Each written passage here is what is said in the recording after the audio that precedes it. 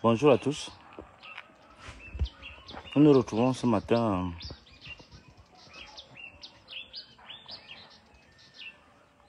pour un direct important. Je voudrais d'abord vous prier d'accepter ces 15 minutes de retard qui ne sont pas dues à ma volonté, à ma fantaisie. Je voudrais vous dire bonjour aussi. Est-ce que vous êtes tous à l'écoute? Est-ce que ça passe? Est-ce que l'image et le son sont bons, s'il vous plaît?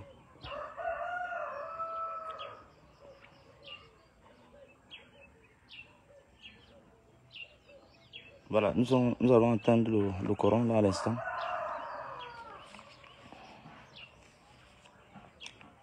Vous voudriez bien partager ce direct vu la situation qui prévaut dans le pays, vu la gravité de ce qui se passe actuellement dans ce pays. Je voudrais vous prier de partager ce direct. Nous allons commencer dans une minute. Je suis un peu fatigué, excusez, hein, je n'ai pas beaucoup dormi. Est-ce que vous pouvez me confirmer que tout est bon, s'il vous plaît?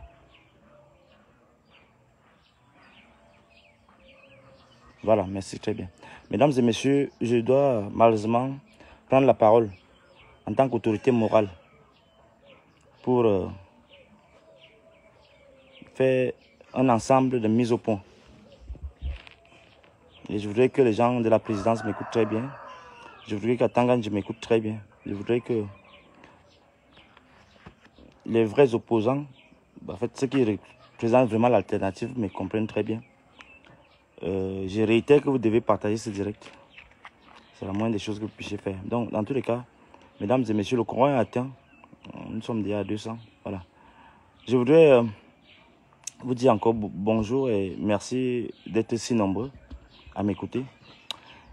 Hier, j'ai fait le tour de la ville et j'ai vu bien évidemment que la ville était quadrillée par les forces de maintien de l'ordre, les forces anti-émeutes. Je suis passé par Elekam. Bien évidemment, toutes les voies, toutes les issues étaient barrées, étaient barricadées.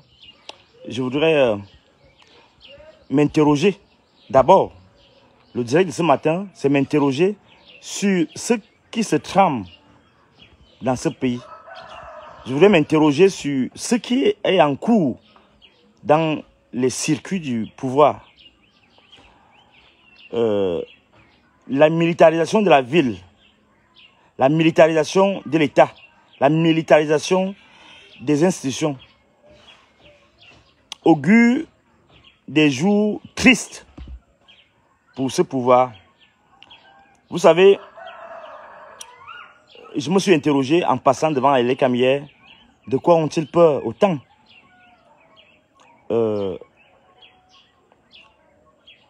Ayant dit cela, je voudrais dire aux Camerounais d'ici et de la diaspora, en vous priant bien évidemment, je vous ai dit de partager ce direct, vu la gravité de cet instant, de ces moments que nous traversons. Je voudrais vous prier de considérer quelques éléments. Je vous informe que les officines du pouvoir ont créé une rhétorique. C'est-à-dire quoi? C'est-à-dire qu'ils ont dit que par tous les moyens, Paul Biya doit être reconduit. Même s'ils savent que ce n'est pas Paul Biya qui dirige désormais, que c'est, comme je l'ai rappelé, je ne cesserai de le répéter, ces deux pères de sang et un gourou qui dirige. Mais ils ont dit qu'officiellement, on doit donner le pouvoir encore à Biya pendant 7 ans. Qu'on lui accorde ce dernier mandat pour qu'il aménage sa sortie. Pour qu'il serve aussi de tampon, de force de séparation entre les durs, les faucons du régime, qui sont arrivistes, et les caciques et les modérés, qui sont en conflit avec le premier groupuscule. Les deux groupuscules constituent le clan au pouvoir. Alors, première question. Biya, il faut tout faire pour qu'il sorte avec dignité, d'après ce qu'ils disent. Est-ce au prix de l'hypothèque de notre avenir. Ce n'est pas pour rien que j'ai écrit ce livre, L'ange du chaos. Un demi-siècle de saleté, de pillage et d'assassinat politique. Justement, c'est dans cet esprit-là. On nous dit maintenant, d'après ce qu'on vient me dire, moi ici, que on reprend le pouvoir pour que Biya ait les obsèques officielles éventuellement et que il voit comment il peut aménager une sortie, une sortie honorable.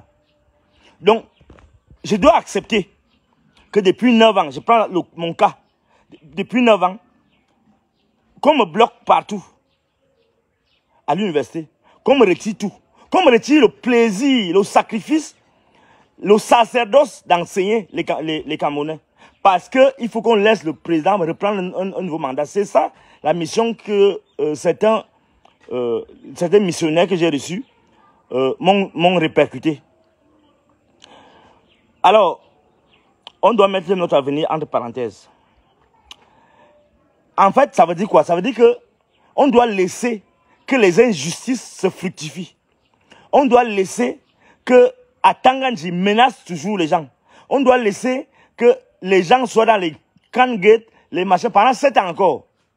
En fait, on me fait dire, on voit les gens me dire que laisse d'abord qu'ils reprennent et il va faire le nettoyage. Qui va faire le nettoyage? Si Biya n'a pas été capable de faire le nettoyage pendant 43 ans, quand est-ce qu'il pourra faire le nettoyage? Quand on m'envoie dire que laisse d'abord, il faut qu'il reprenne le pouvoir et tu vas voir ta situation, tout ça, tous tes problèmes seront arrangés. Vous vous moquez de qui? Vous vous moquez de qui? Ça ne va pas passer. Et là, la deuxième chose que je vais dire, c'est que, vu ce qui se passe, vu le hold-up, vu le banditisme, vu l'immoralisme, vu l'imposture régnante actuellement, il faut une insurrection. Une insurrection morale, politique, intellectuelle. Il faut s'insurger en fait.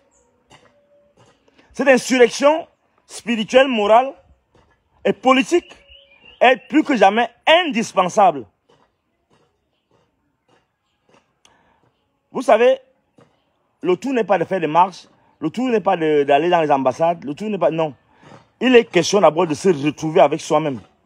De se retrouver, je donne les modalités de ce qu'il faut faire, de se retrouver dans des groupes, dans des tontines, dans des réunions, dans des cercles restreints pour penser qu'est-ce qu'il faut faire après la publication des listes par le Conseil constitutionnel. Les stratégies doivent être pensées en amont. Parce que je vous informe que d'après les informations qui me sont répercutées, d'après les hautes instructions qui me sont répercutées, c'est qu'on va tout faire pour que le président Kamto ne soit pas candidat. Et je ne suis pas d'accord avec ça. Je ne suis pas d'accord avec ça. On me fait dire que on doit tout faire. Et donc ne vous faites pas d'illusions. Même au Conseil constitutionnel, ne vous faites pas d'illusions. Ne vous faites pas d'illusions. Les caciques, les faucons sont déterminés à passer en force. Ils ont déjà le pouvoir. Vous voulez qu'ils fassent comment? Ils n'ont pas le choix. Ils doivent seulement... Puisqu'ils ont des dossiers contre eux, tous ces gens-là, c'est des prisonniers. Tous ces gens-là, c'est des criminels. Tous ces gens-là, c'est des bandits. Tous ces gens, c'est des voleurs. Tous ces gens-là, c'est des gens qui pillent. C'est des pilleurs. Vous voulez qu'ils fassent quoi? Donc, nous, ce n'est pas le droit. Comme Atangan dit là que non, le droit, on doit respecter le droit. Non, le droit n'arrête pas l'imposture. C'est la force. C'est l'insurrection des hommes de foi. C'est l'insurrection des intellectuels. C'est l'insurrection des hommes de Dieu. C'est les insurrections de tout ce qui sont en toge et en armes qui doit être la matrice lorsqu'un pays est en train de s'enfoncer ainsi. Cette insurrection morale, politique, est la réponse qui peut se faire par la désobéissance civile. Ça peut prendre toutes sortes de modalités. Je parle que quand un penseur comme moi parle d'insurrection, il faut qu'ils comprennent bien. Parce que les gens comme Atanga n'ont pas bien fait l'école, ils n'ont pas compris. Nous sommes des esprits. Il faut qu'ils me comprennent très bien. Parce que ce qu'ils font, c'est une insurrection. Nous devons nous insurger en retour. On ne peut pas laisser un pays s'enfoncer comme ça. Ce qui est dramatique, c'est que les gens ne se rendent même pas compte que le pays est la risée du monde entier. Et nous sommes devenus la risée du monde entier. Regardez ce qui s'est passé dernièrement. La reproduction des élites, la reproduction sauvage des élites. Tous ces gens-là, ils ont leurs fils, qui sous-préfet, qui directeur, qui préfet, qui gouverneur. Et vous croyez qu'ils ont envahi tous les grandes sociétés d'État. C'est une insurrection contre la République. C'est une insurrection contre le bon goût. C'est une insurrection contre le bon sens. C'est une insurrection contre tout ce qui est scrupules moraux, scrupules religieux, scrupules spirituels. On ne peut pas accepter que pendant 7 ans encore, qu'un dirigeant absent, alors qu'on est, je sais pas combien, 30 millions de Camerounais, qu'on puisse me dire que c'est le seul qui puisse être en même de conduire nos destinées, ou du moins de mettre en péril nos destinées parce qu'il ne gouverne pas. Je dis que ce n'est pas moi qui prends le chaos, c'est l'ange du chaos qu'on doit mettre de côté. Toutes les justifications que vous voulez trouver là, que non, ce n'est pas Biya, ce sont les ministres, je ne crois pas que c'est cette petite musique qu'on a distillée dans les oreilles des Camerounais pendant des années, pendant des dizaines d'années. Et je le dis tout calmement, que le pays n'appartient pas au clan Gongo.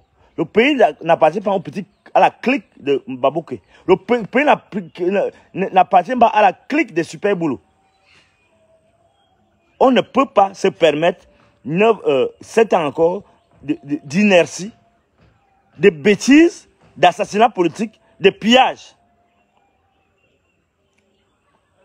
Si nous sommes en démocratie, vous nous dites. Si nous sommes en dictature, vous nous dites. Si nous sommes en pays de non-droit, comme c'est le cas, comme je le pense d'ailleurs, vous nous dites. Si c'est la Nomi qui gagne, qui gouverne, si tout le monde peut se permettre n'importe quoi, sous le prétexte que des vieillards sont au pouvoir, il faut qu'on en profite. Vous nous dites aussi. Nous ne pouvons pas nous permettre. Je réponds donc à ceux qui sont venus me voir pour me dire que non, il faut laisser que le président prenne encore le pouvoir pour qu'on puisse espérer quelque chose. Non, on ne va pas se le permettre.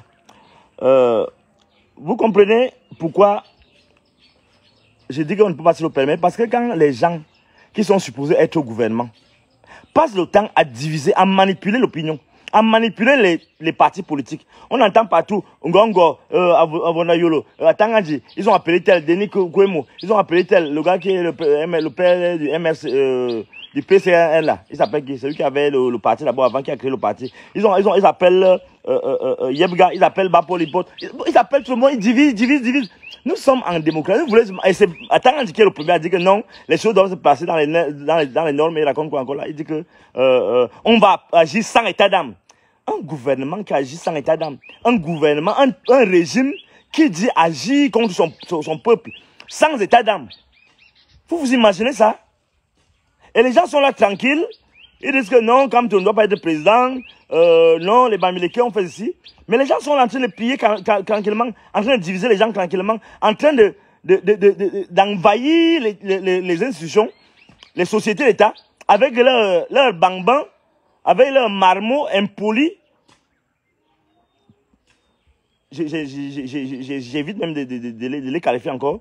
Et vous voulez qu'on va continuer comme ça, qu'ils soient tous versés à la SNH, qu'ils soient tous versés, et que la jolie dame, là, elle s'appelle Nathalie Moudiki, elle décide comme ça, que non, on ne va pas s'occuper de la Sonara, on va créer notre truc à Limbé. Vous croyez qu'on va laisser ça comme ça?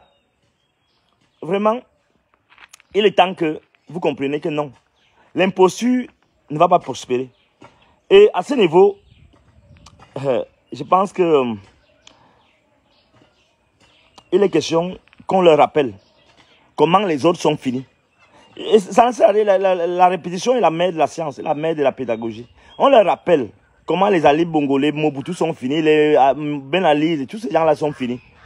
Les Lansana Conté, tous ces gens-là, parce que les gens ne regardent les pires dictateurs même, comme le gars de Omar El-Béchir, qui étaient plus puissants même que ce qu'ils fabriquent là maintenant là, ils sont finis très mal. Donc, qu'ils ne s'illusionnent même pas que les Camerounais, parce que les gens observent que les Camerounais vont laisser faire prospérer cette imposture. Les gens observent. Les gens observent. Si vous dites que les choses doivent être claires, que c'est la loi, quelle est la loi qui interdit à Kamto d'être candidat? Quel est l'élément qui justifie cette imposture? Parce qu'en fait, si vous voulez que les règles, le jeu soit obéisse aux règles, pourquoi vous devez exclure les gens? Pourquoi? On ne comprend pas. Quel est l'élément qui justifie que un monsieur qui a été candidat en 2018 soit maintenant écarté sous de fallacieux prétextes?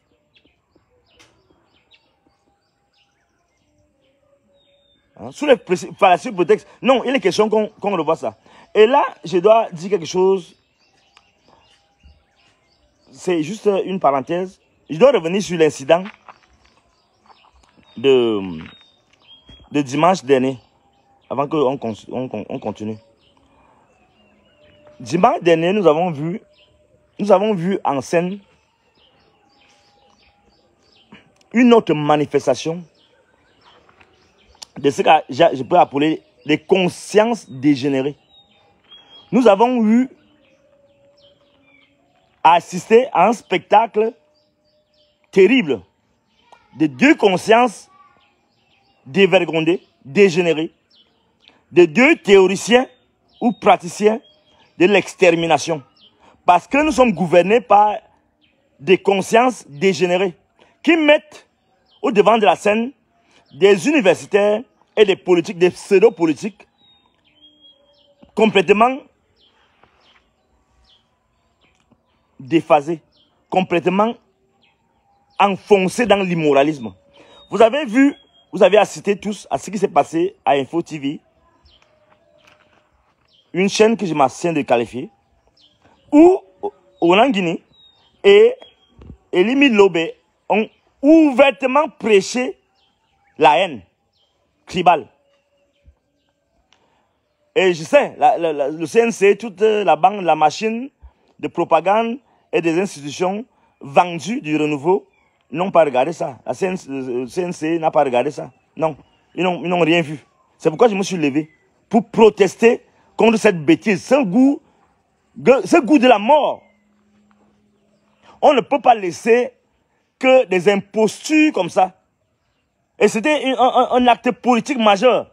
Me lever, dire que non, on ne peut pas accepter que dans un pays qui se respecte, dans un pays multi-ethnique, des individus pseudo-intellectuels, pseudo-universitaires, des politiciens animés par la haine tribale, puissent avoir pignon sur rue.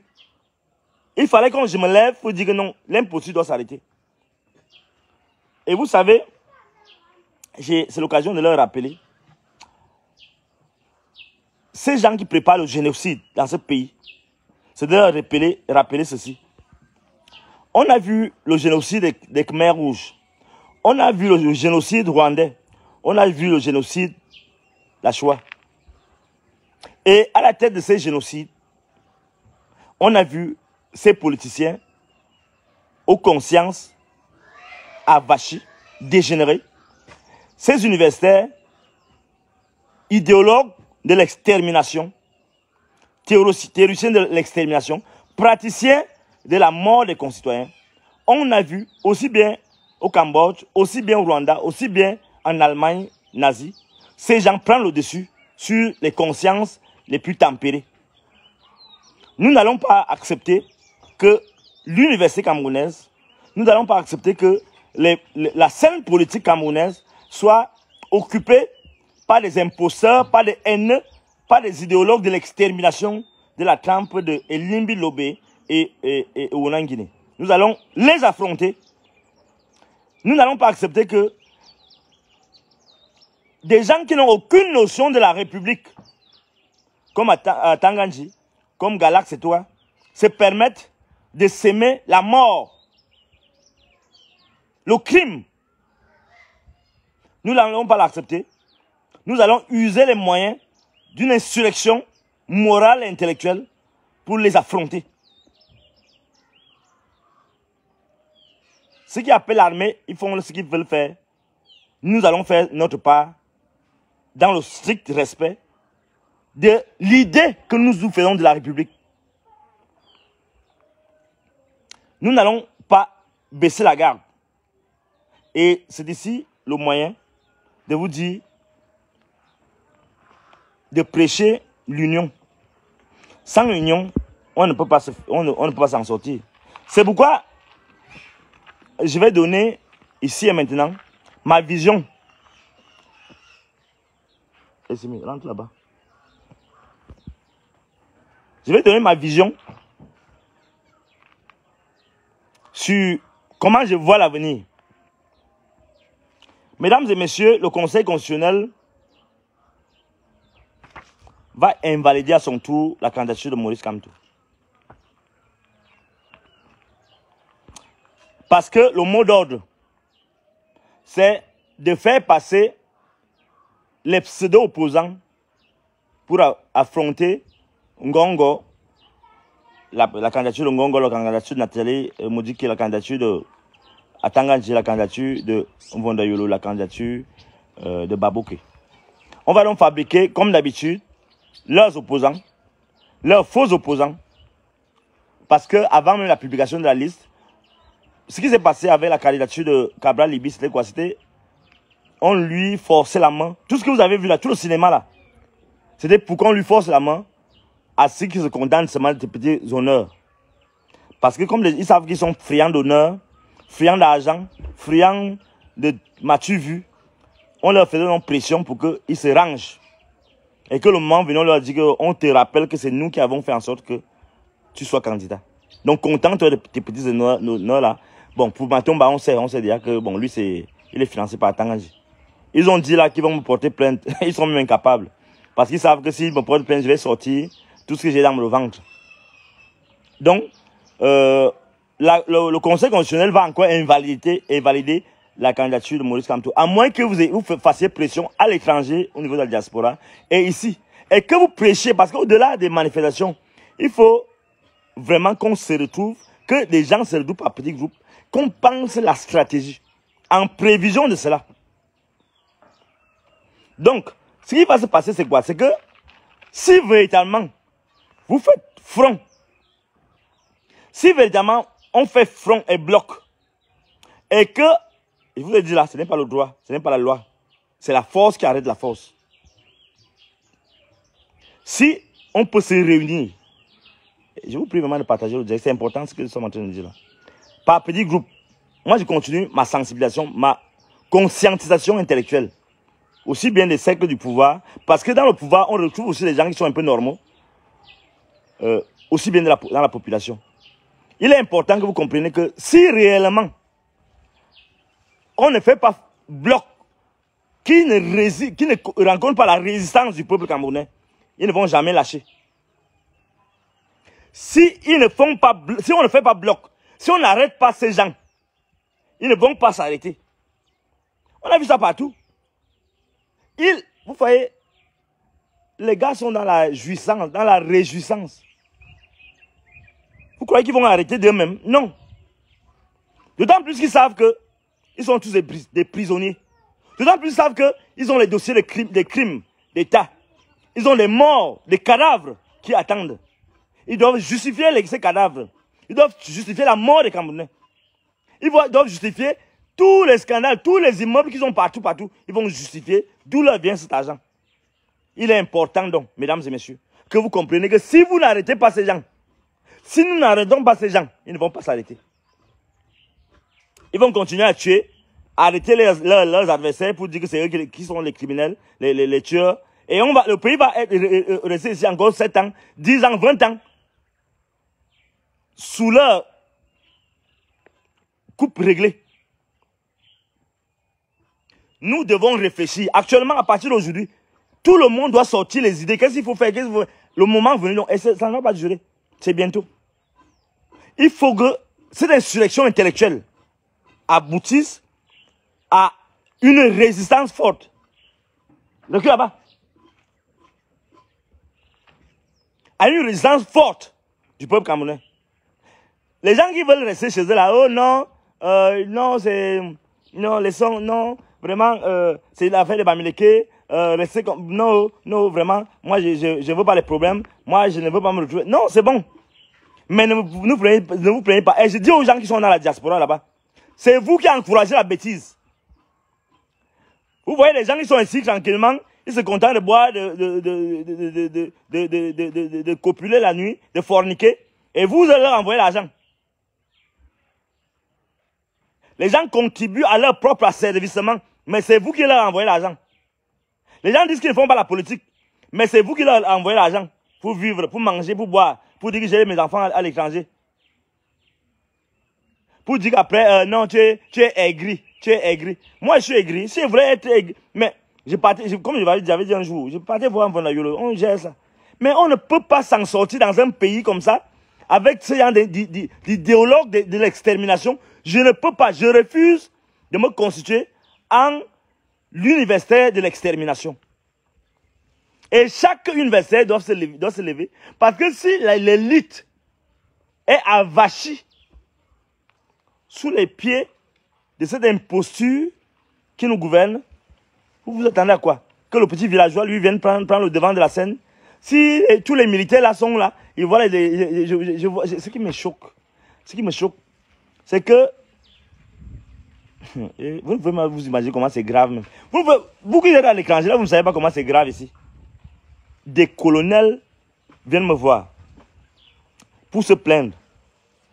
Ils sortaient d'une réunion avec 2 ou 3 l'autre jour. Ils se plaignent. Ils se plaignent. Bon, je leur ai dit ce que je pouvais leur dire pour ma vision des choses. Mais vous ne pouvez pas être dans l'armée et vous plaindre sous le prétexte que vous êtes une armée de nation, une armée républicaine. Et vous venez, moi je suis un penseur, je conscientise. Je peux comprendre que vous ayez besoin de conseils et de tout cela, bah, c'est mon rôle aussi, de distiller le bon sens, le bon goût, et le courage, la détermination. Mais si vous, les colonels, qui me méritez, vous êtes exclus, et maintenant vous venez me voir, vous voulez que je fasse quoi? Moi je ne peux rien faire. Vous devez tirer vous-même les conclusions. Il y en a qui m'ont dit qu'ils tentent ça, qu'ils tentent de nommer les généraux. On va voir. Mais il a tenté. Vous avez fait quoi? On doit se dire les vérités. Il a même pas seulement tenté. Il a fait. Il vous a démontré que il peut. Parce que vous avez peur. Lui n'a pas peur. Lui sait qu'il est déjà mort. Il sait qu'il est déjà en prison. Ngongo, lui sait déjà que tellement on le déteste, peut-être même pour rien, peut-être pour rien, parce que moi, je ne le connais pas. Je ne sais pas qui c'est. Je ne l'ai jamais vu. On s'est rencontrés par hasard dans un dossier compliqué de Martinez. Mais ça, je ne le connais pas physiquement. Mais il vous démontre que lui n'a pas peur. Mais vous avez peur. Mais vous êtes des militaires, vous êtes des colonels, vous êtes machin. Vous venez vous plaindre, vous miaulez. Le gars, lui, vous dit que c'est moi. Mais en fait, je vous comprends. On a connu ça aussi avant avec les autres. Hein, avec Mohamed Ali, avec Ali Bongo, avec Bouteflika et la banque qui gouvernait en ce moment-là. Mais à un moment, lorsque les gens ont décidé, je sais que votre temps de la décision va venir. Ce n'est pas moi qui dois vous le dire. Et c'est à ce niveau que je dois interpeller ces militaires-là, justement, pour leur dire que, oui, les généraux qu'on vient de nommer, je sais que là, je parle aux gens qui s'occupent du moral des troupes. Mon rôle, c'est être, en fait, la conscience vivante de notre époque. C'est pourquoi j'écris beaucoup, pour conseiller. Je suis un historien du vécu. C'est pourquoi je dis donc à tous ces gens qui ont été nommés, qui ont été faits généraux, que on vous a déjà fait généraux. Votre rôle, ce n'est pas servir un régime, c'est servir le peuple camerounais. Et j'interpelle les colonels qui sont venus me rencontrer, qui m'ont confié leur tourment. Et je vous comprends très bien. Mais je sais qu'il est difficile de faire un coup d'État dans ce pays. Pour des raisons peut-être idéologiques de choix, mais aussi pour des questions de fonctionnalité pratique de notre armée, qui a été disséquée, subdivisée, ainsi de suite, et dont les pouvoirs au niveau, au niveau de l'opérationnalisation de la puissance publique ont été disséqués. Aussi bien au niveau de l'éclatement des ethnies à l'intérieur de la troupe que de l'emplacement des soutes, des munitions et autres et autres. Donc, c'est fait à dessein, ça complique un peu la tâche. Mais au-delà de ça, il se trouve un moment où la conscience de l'intérêt supérieur du peuple prime sur toutes ces machinations stratégiques, sur toutes ces manifestations du politique pour diviser les gens. Donc, en ce niveau-là même, ce n'est pas seulement une affaire de l'armée. C'est une affaire, comme je l'ai dit, de l'insurrection générale, où les consciences doivent se lever pour faire bloc. Et c'est là où mon intervention concerne aussi, même ceux qui sont à l'intérieur du pouvoir. Vous ne pouvez pas accepter que le peuple, ce qu'on appelle peuple camerounais, que les populations soient dans un tel état de délabrement et dire que vous faites partie d'un régime, que vous faites partie des privilégiés en espérant qu'un jour, vous allez vous-même prendre la place, sans travailler d'abord de l'intérieur à ce que les conditions de vie des populations soient assainies. Donc, ce n'est pas une affaire des militaires seulement. Ce n'est pas une affaire seulement des intellectuels. C'est aussi une affaire même des propres tendances modérées du régime qui doivent travailler à ce que l'imposture, la sorcellerie que les Atanganji, Ngongo et tous ces bancs-là, et les Nathalie Mougoudi, Mbabouk et Chandal Bia sont en train de faire là, que cela s'arrête. Vous croyez que vous allez dire après que non, nous on n'était pas partisans de ça, non. Il est question que vous compreniez que non. Le pays est en danger. Le président est absent. Le président ne peut plus. Le président ne peut plus diriger. Il faut donc que vous preniez vos responsabilités en tant que ceux qui étaient les garants de sa longévité au pouvoir et même de la stabilisation de son pouvoir. Vous y avez contribué de manière énorme. Et c'est à vous qu'incombe cette responsabilité-là. L'insurrection politique, intellectuelle, morale, spirituelle, à quoi j'appelle, doit aussi interpeller même les puissances, les grandes puissances.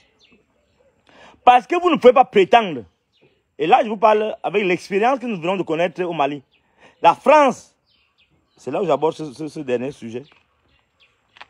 La France ne peut pas se contenter de toujours privilégier les dictatures qui font leur affaire au détriment du pouvoir.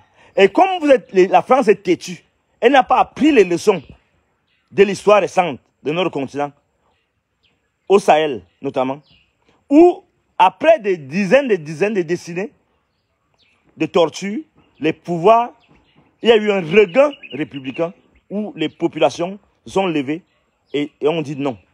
Ça, c'est impossible que cela n'arrive pas ici.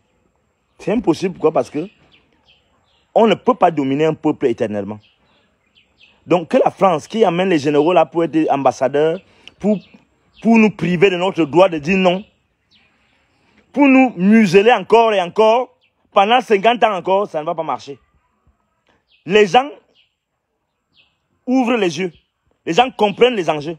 Et je dis à la France que vous soutenez ce régime parce que vos petits intérêts sont sécurisés. Mais le moment venu, le jour J, je vais vous rappeler que je vous avais dit quoi si je suis vivant. L'autre chose donc que je vais dire, c'est que en dehors de cette réflexion que nous devons mener, il faudrait qu'on envisage la possibilité ultime que, là c'est les idées que je donne, hein, que si la candidature de Maurice Kamto n'est pas définitivement retenue, je vous ai dit qu'on doit donner les idées, hein, on doit donner les idées. Moi je donne déjà mon idée, c'est qu'on fasse de grands rassemblements et que Maurice Kamto s'entende avec les forces du Grand Nord, notamment Belou Magari et Issa Chiroma Bakari, pour que on fasse une union républicaine. On sait que le MRC, le Manidem, ont un poids politique incontestable, indéniable dans ce pays. Mon idée est que, à travers cette insurrection que nous devons engager, dans la conscientisation des Camerounais, que ces forces se retrouvent et qu'on fasse alliance. Et que nous, les porte-parole de cette alliance pour l'alternance, qu'on puisse travailler en concert pour faire basculer. Et je vous dis, s'il y a vraiment basculement, tous ces gens qu'on a nommés là généraux pour torturer les populations, ils ne vont pas agir. Parce que l'armée, et il faut terminer par là, l'armée pour prendre le pouvoir considère le rapport de force. Ceux qui disent que non, l'armée doit... Non, il faut un rapport de force défavorable au régime pour qu'il y ait basculement. Si vous n'avez pas créé ce rapport de force défavorable, oubliez ça, laissez l'armée tranquille. Voilà, j'en ai parlé, j'ai dit l'essentiel. Je voudrais que, si vous avez deux ou trois questions, je vous laisse. Et je vous donne rendez-vous dans quelques jours à l'ouest. Dans quelques jours où je serai présent à l'ouest. Ma prochaine étape de la promotion de mes livres, L'Ange du Chaos, un demi-siècle de saleté, de pillage et d'assassinat politique. Donc, on va continuer à notre niveau de dire tout le mal que nous pensons de ce régime et tout le mal qu'ils nous font subir et dont ils sont eux-mêmes conscients. Et à vous donc de faire le reste. Et on va se retrouver encore ici pour faire le point. Et à partir de là, on pourra faire. Je vous rappelle mon numéro de téléphone pour ceux qui pensent avoir des idées. Parce qu'il sert aussi de tampon entre les différentes forces alternatives. Vous pouvez me donner ces idées-là. On va voir comment on peut mutualiser les énergies, les intelligences et les idées. Mon numéro WhatsApp, donc, c'est le 690 49 93 65. 690 49 93 65. Et c'est cela. Et je vais même mettre ça ici pour être...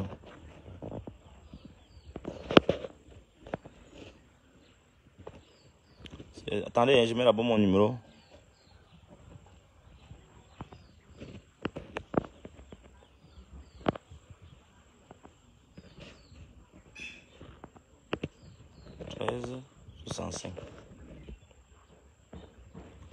Bon, alors, je vous remercie pour m'avoir écouté. Je vous prie donc maintenant de poser quelques questions. Si je peux répondre, je réponds.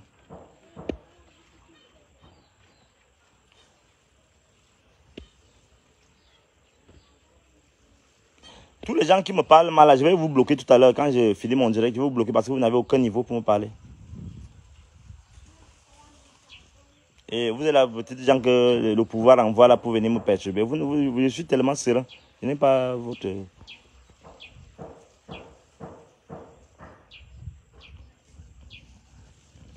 Je ne sais pas si Belou Margaïri et Issa Chourouma sont sérieux, mais je sais que les populations de l'extrême nord, du nord et de la Damoua sont déterminées à arrêter cette imposture. Et je crois qu'on peut se fier à ces personnalités qui connaissent le système de l'intérieur. S'ils ont démissionné, ce n'est pas maintenant qu'on doit douter d'eux.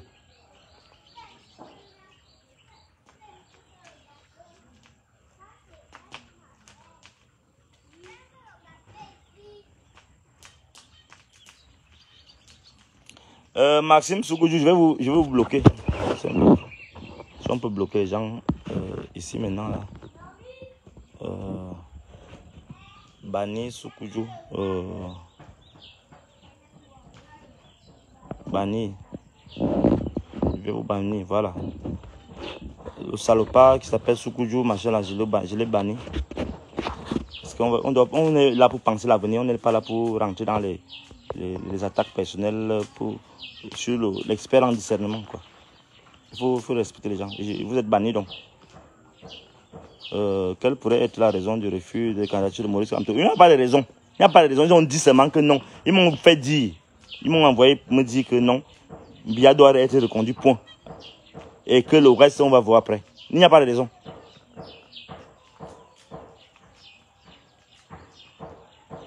Tu n'as pas peur pour la vie. Vraiment, laissez les histoires d'avoir peur pour la vie là. Vous êtes sûr que je suis d'abord vivant.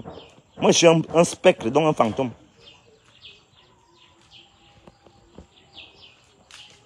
Mon livre à Douala est chez Sambaka. Il est vendu là-bas. Comment dire? Bon, bref, je vais me retrouver là. On appelle le restaurant là, quoi. Chez Sambakada. Bon, je vais vous mettre le commentaire. le livre peut être retrouvé donc chez Sambaka, à la Chaumière, voilà. À la Chaumière Jazz Club de Sambaka, là-bas à Bonapriso. Comment est-ce que vous vont créer un sanglement pour lever... Ah, il faut poser encore la question parce qu'il ne suivait pas.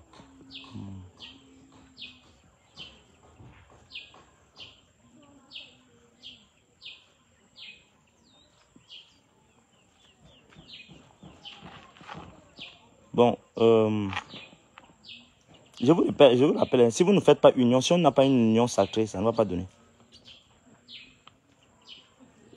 Non, il y a la probabilité pour que la candidature de Maurice Kamto soit validée et à 10%, peut-être. Et vous imaginez à 10% ce que ça veut dire. Ça veut dire presque nul.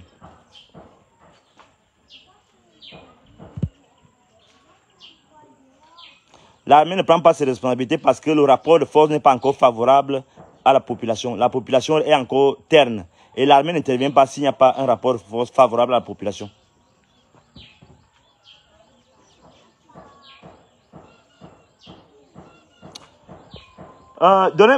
S'il vous plaît, donnez-moi mes 2 livres là. Elle est où? Ils sont où?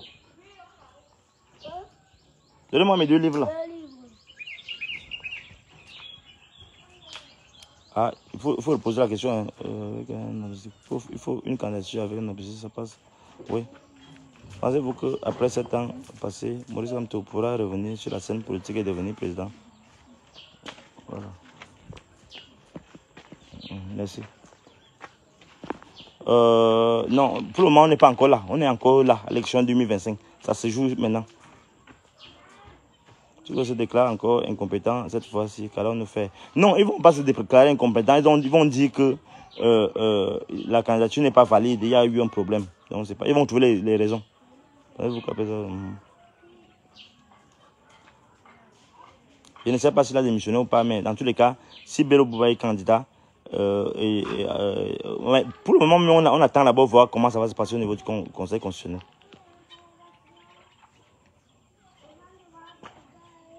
Bon, c'est les mêmes questions. Merci beaucoup pour ça. Pour ces questions. Bon, je vous rappelle que dans quelques jours, je serai du côté de l'Ouest. Donc, après, dans d'autres régions, vous avez ce livre, le livre Saint du citoyen patriote, que vous devez absolument lire, parce que c'est notre livre de campagne. Et L'Ange du chaos, un demi-siècle de saleté, de pillage et d'assassinat politique. Ils peuvent être disponibles à mon niveau et vous faites le dépôt chez moi, 690 49 93 65. C'est l'OM et Momo c'est 680 11 08 89. Je remets ça ici. Momo 680 11 08 89. OM 690 49 93 65. Merci vraiment. Merci. Bonne journée à vous tous. Non, bien n'est même plus avec vous. Non, il ne connaît pas, c'est même plus son problème. Il est seulement séquestré. Bon, merci beaucoup et à très bientôt.